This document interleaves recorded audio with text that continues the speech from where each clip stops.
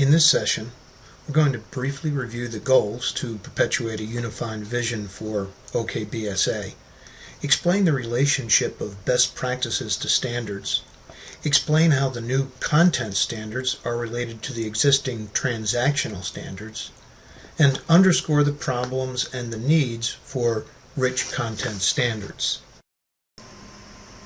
OK BSA is a program that will save countless dollars and hours of work for people and companies wishing to use images, video, mobile codes, and other rich content to increase sales by using the latest technologies.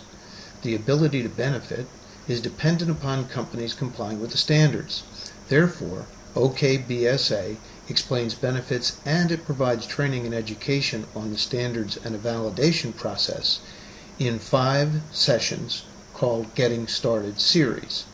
Once your company is registered and become an OK BSA company, it will be entitled to display the OK BSA logo. The goal is to enable OK BSA companies to get the right content to the right person in a form that they can use.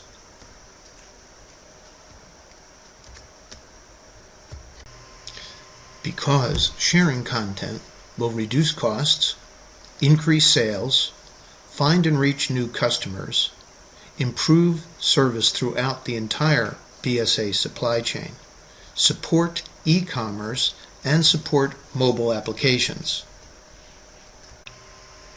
Basically, we want to enable our trading partners to use new content or update existing content. Since it is important to have the specific information correctly linked to the specific product, we will tag content data with the EAN UPC number, the product name, and the manufacturer's SKU.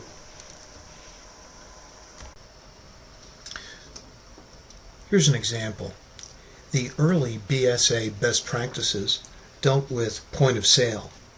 They required the use of the 12-digit UPC-A for product identification as part of the POS point of sale systems.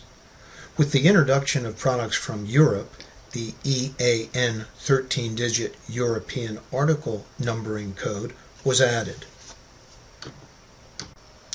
Later, the GS1 introduced Global Trade Item Number, G10, which basically expanded the number of digits from 12 to 14 for the individual item number.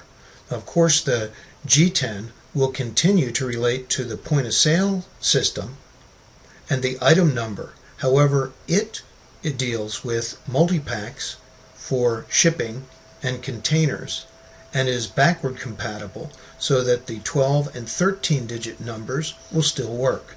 This is transactional information, and a digital record to send that is contained in the BSA guidelines. Now we have moved on to new challenges, providing up-to-date product information called content. It's used in catalogs or on the internet or in mobile codes. Best practices include providing descriptions, bulleted text, pictures, and videos. OK BSA companies must comply with the guidelines so those involved in sales, merchandising, and promotion can effectively do their jobs. Content-related best practices and mobile codes are now defined in the BSA guidelines. This all deals with something most of us have already heard about: collaborative planning, forecasting, and replenishment. Although the guidelines for content is new, the need for trading partners to collaborate is not. Transactional information like the G10 is used to help move products and was the foundation, items 1 through 4 in the little chart, upon which the content-related information used to drive sales and product development, items 5 through 6 on the chart, is built. Guidelines and best practices will change over time. However, during the evolution and development, it's important that enhancements be consistent with existing standards. This enables organization to leverage what has been developed in the past and provide a logical path to the future. There is a problem in the marketplace regarding rich product content. Since multiple models exist, no one standard has emerged. Alignment with existing standards is poor, and best practices are unclear. Because of this, the very large retailers establish their own company standards that have been dictated for years and must be met by their suppliers or else. OK BSA offers a rich product content technical standard for any or every company to use.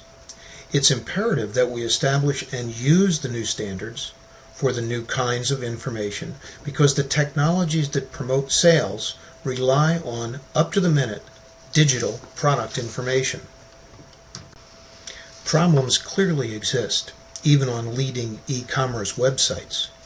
Only 36% of products pass standard tests for completeness, presentation, and accuracy. 51% of products are missing some expected piece of information. 13% of the products are linked to the wrong brand. 5% of the products have a product name or brand name that's misspelled. Maintaining the status quo is the riskiest path a business could take because the market is not standing still.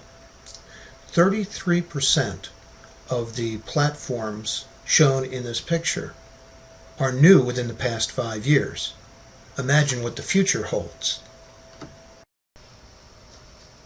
All this is important because the future e-commerce platform demands enhanced digital content. Managing that content will be an increasing nightmare, and adopting new technologies will be very, very difficult without the use of standards.